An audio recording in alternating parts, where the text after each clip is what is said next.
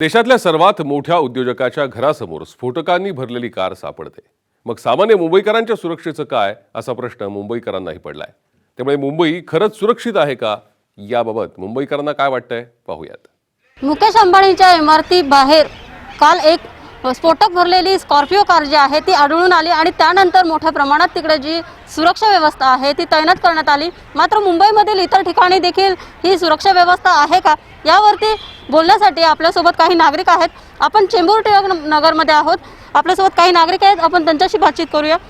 काय सांगाल, मुंबई सुरक्षित आहे का? मुंबई सुरक्षित आहे आणि काही रित्यात नाही सुद्धा। आपण म्हणजे जो तो फक्त पोलिसांना मला असं वाटतं की ब्लेम करतो की पोलिसांचं लक्ष नाही, परंतु काही गोष्टी अशा सुद्धा आहेत जसं की आमच्याकडे लोकमान्य टिळक टर्मिनस आहे। आम्ही टिळकनगरला राहतो, त्यामुळे आम्हाला जवळ लोकमान्य टिळक टर्मिनस आहे। अफाट गर्दी आजच्या तारखेत सर्वात जास्त गाड्या मला वाटतं लोकमान्य टिळक टर्मिनसला येतात। तिकडनं येता जाता स्कॅनिंग मशीन सरकारने लावल्या, पण मात्र एकही स्कॅनिंग मशीन चालत नाही। म्हणजे तिकडनं सगळे लोक हजारो लोक लाखो लोक आज तिकडनं आतबाहेर करतात, आमच्या टिळकनगरमधनं बॅगा घेऊन जातात। तर त्या हिशोबाने तिकडे सुरक्षित नाही आहे। नक्कीच तुम्ही काय सांगाल, मुंबई आता अलर्ट झालेली आहे, मुंबई सुरक्षित आहे का? हां, त्या दृष्टीने म्हणाल तर कालची जी घटना आहे ती अतिशय दुर्दैवी आहे। म्हणजे कसं आहे की एवढ्या मोठ्या उद्योजकाच्या आसपास एवढी गाडी जाते काय, तर निश्चितपणे असं भीती वाटते की मग यंत्रणा काय करते, आणि म्हणून आपण पोलिसांना दोष देणं बरोबर नाही। सुरक्षित आहोत, आम्ही सुरक्षित आहोत, नागरिक या दृष्टीने सुरक्षित आहोत।